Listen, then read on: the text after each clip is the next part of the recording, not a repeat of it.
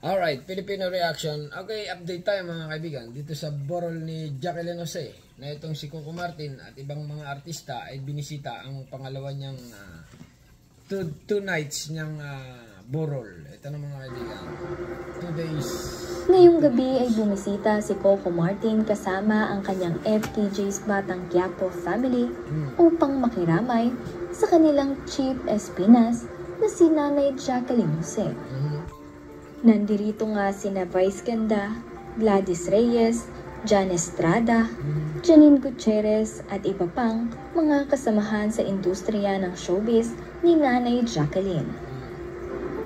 Sa ikalawang gabi nga ay nandirito pa din itong si Jake Ejercito na nakaalalay sa tabi ni Andy Eigenman at ng kanyang anak na si Ellie. Gayon din nga itong si Gabby na inaalalayan ang kanyang kapatid na si Andy. Si Isa Calzado nga din ay bumisita ngayong gabi. Siyempre, dapat nilang bisitahin yan. Okay?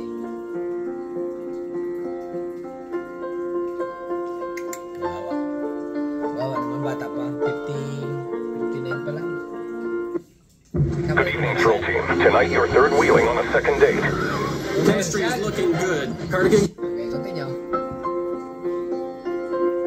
Si Coco Martin, oh. Ay. Miyak.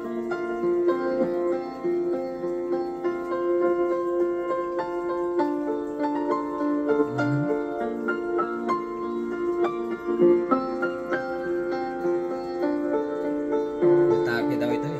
Natake. Idol. Ay, tanggol.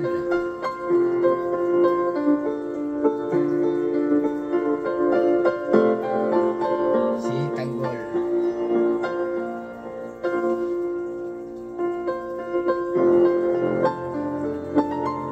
Bawa naman si Andy.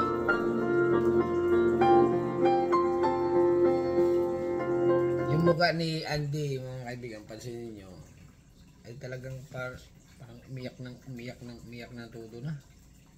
Oh, bawa naman.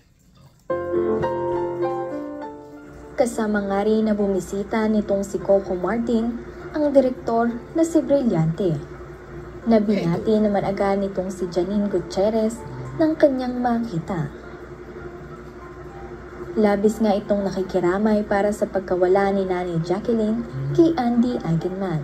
Kaya naman binigyan niya ito ng isang mahigpit na yakap.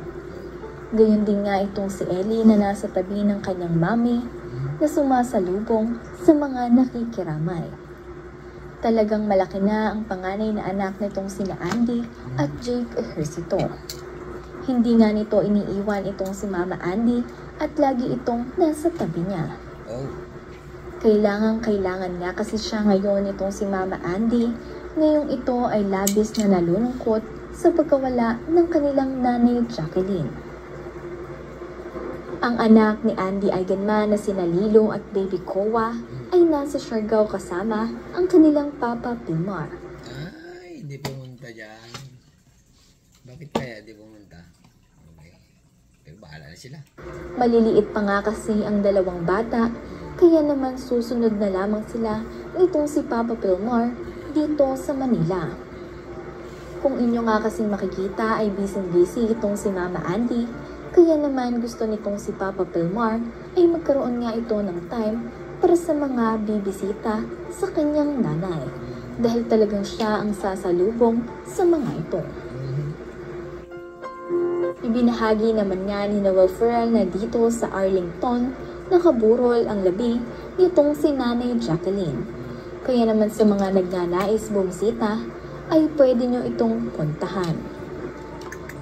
Para naman sa visitation hours, ito ay hanggang 12 to 11 p.m. lamang. Okay mga kaibigan, ulitin natin reaction video lang ito dito sa update kay Jacqueline Jose sa 2 nights and 2 days niyang burol. Okay, mga artista, binisita siya tulad ni Vice Ganda, Coco Martin at Isa Calzado at iba pa.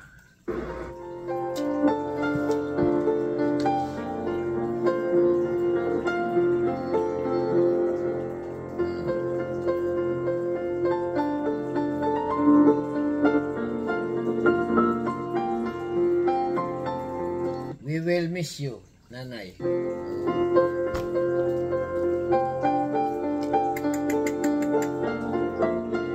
Nakakaiyak naman ito. Deepest condolence. ABS-CBN.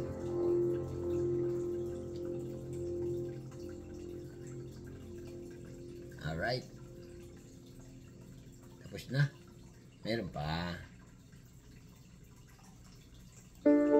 Ganon. Tapos na.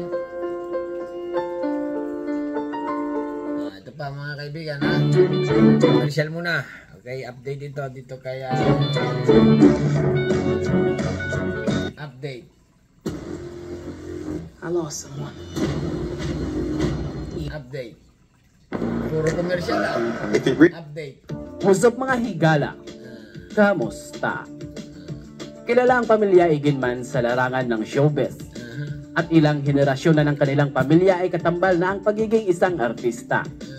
Nagmula sa mga magulang ng magkakapatid na sina Mark, Michael at Siri, na sina Ede Mesa at Rosmarihel na kapwa rin mga artista. Ngayon ay kilalanin naman natin ang mga anak ng tatlong magkakapatid na Iginman o sina Michael de Mesa, Mark Hel at Siri Hel. Sino sa kanila ang may magandang lahi? At sino sa kanila ang may pinakamaraming anak at may pinakamaraming nakarelasyon? At sinong anak ang may matagumpay sa buhay? Kaya panoorin lang ang video ito hanggang dulo. At kung gusto mo ang ganitong uri ng video, pakiclick lang po ang subscribe button at ang notification bell para palagi kang updated. Maraming salamat po.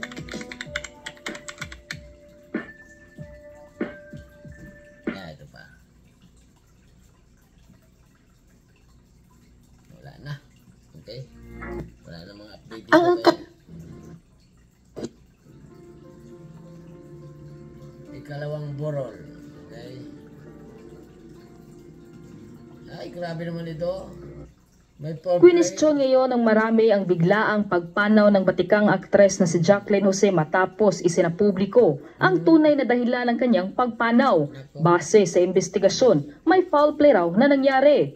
Nako, ay mamaya ko na ito baba natin ng reaksyon. Okay, yun lang update mga kaibigan. Doon sa una nating reaksyon na sina Coco Martin ay binisita na nga itong pangalawang lamay ni nanay daw nila. Okay, nanay Jocelyn Jose. Alright mga kaibigan, manood kayo ng Batang Quiapo, napakaganda. Kaya lang wala na doon si Warden.